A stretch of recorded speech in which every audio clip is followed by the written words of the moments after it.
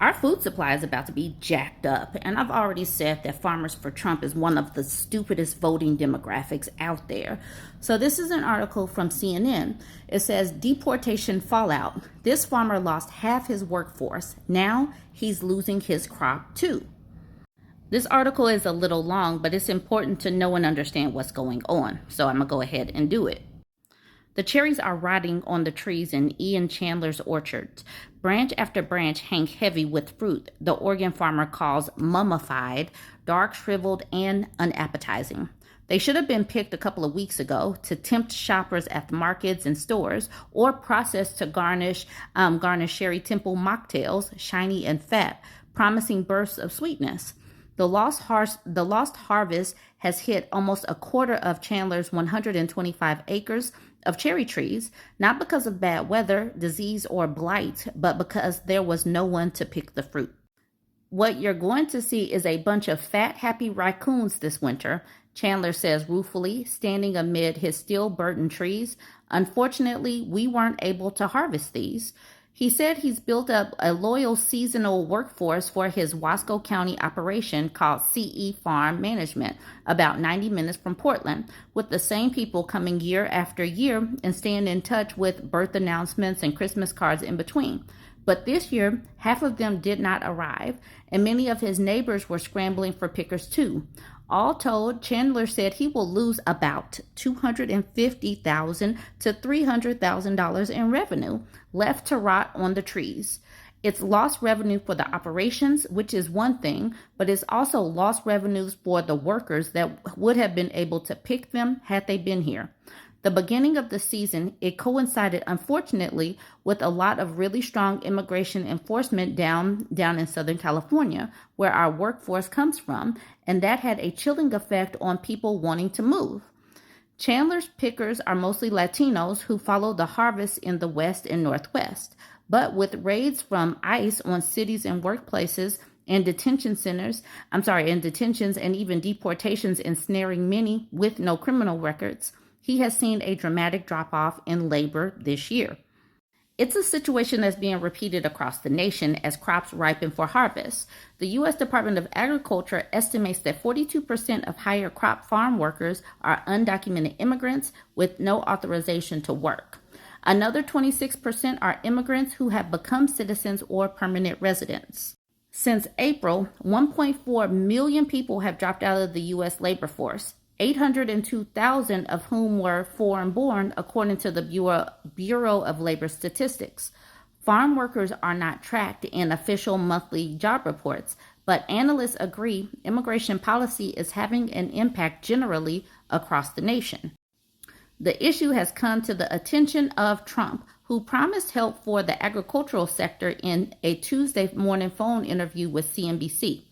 I take care of the farmers. I love the farmers. They're a very important part of this country, and we don't want to do anything to hurt the farmers, he said. VP J.D. Vance has said his preferred solution is automation, but Chandler's farm won't be mechanized. He believes cherries are best harvested by hand, preferably an experienced one, not to rip off next year's crop that's already showing as buds. He does hire locally, but he says Oregonians, whether they are students on summer break or adults looking for full-time employment, only last in one non-picking positions like scanning, buckets, or produce or driving a tractor. I worked in high school in the cherry industry back in the 90s and then got back into this industry back in 2011 until current. You do not find people who are normally born here in the United States unless they're the children of immigrants who are already doing this work, who want to work in this kind of industry, he said. It just doesn't exist. Nevertheless, everyone hired by Chandler provides identification and work authorization, so he does not know who may be in the country illegally. We've had relationships with these workers for years. You talk to a family, you get a good relationship with them.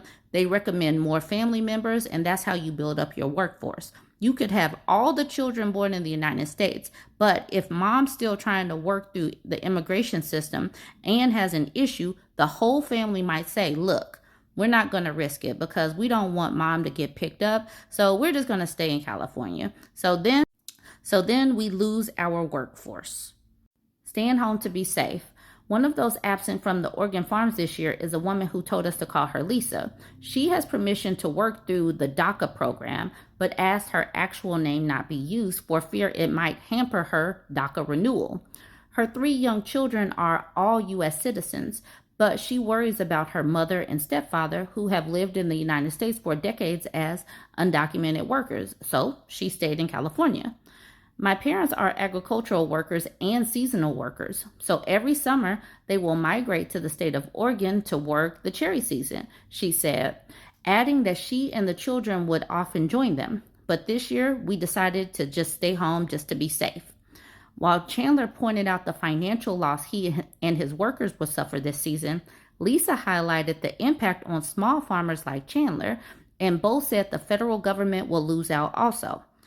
There is no shady under-the-table stuff. It's all above board, Chandler said, noting the deductions he made from each worker's check to pay federal and local taxes, make contributions to Medicare and Social Security. There seems to be a big disconnect when opponents say there's this shadow economy of undocumented people being paid in certain ways. No, everything is above board. Everybody shows documentation to work. Lisa said about $150 was automatically deducted from her paycheck of some $900. She thought the same was true for her parents, even though they cannot file for a tax refund or use Medicare or Social Security, both of which they pay into. The tax argument was raised by Trump, too, in his CNBC interview. We're going to be coming out with rules and regulations. I mean, you'll see a farmer with the same person working for him for 20 years. The person's even paying taxes and other things, Trump said, drawing a distinction between hardworking undocumented immigrants and immigrants who work on farms and those who commit violent crimes. The word criminal is a trigger for Lisa, who choked up as she stressed her mother had not committed any crimes. And she highlighted the role her parents played in keeping food on the American tables during the COVID-19 outbreak. I remember back in 2020, when the whole pandemic happened, my parents were considered essential workers. My parents were working, exposing themselves to bring food to the table for other people. Agricultural workers were given special permission to travel and work when much of the nation stayed home in 2020. Lisa, then an EMT, was also busy. That summer, my parents took my kids to Oregon just so I could work on the front line and transport patients to the hospital so they could get the treatment that they needed. My parents were keeping my kids safe during that time so I could be out on the front lines. Who's going to do the jobs if we quit? In the fields of Oregon, farmers and managers are trying to keep up morale. Chandler leans into his 6 years of service as an Army infantry officer, trying to buoy his workers as he once buoyed his troops in Iraq. You have to have the intestinal fortitude to keep going because all of your workers depend on you, and you got to show the positive face. At a nearby berry farm, crew supervisor Manuel Nava said his teams of pickers, of course, wanted the money each container of food would earn them, about $5 for each bucket of blueberries picked, but they also felt they deserved respect.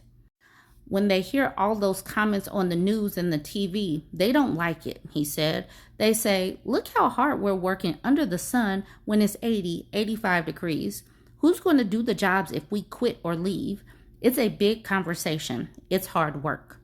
Nava says there are wider implications of these crackdowns, warning they will spread beyond agriculture. Many of his workers rotate to different industries after the season is over, including making Christmas wreaths.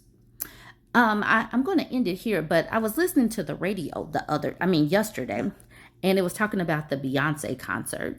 And I'm in Vegas, and Beyonce was just here, and people were waiting in lines, hot lines, like peak summertime, sun up. And there were no carts, the food carts, the water carts, because of ICE immigration raids and people being scared.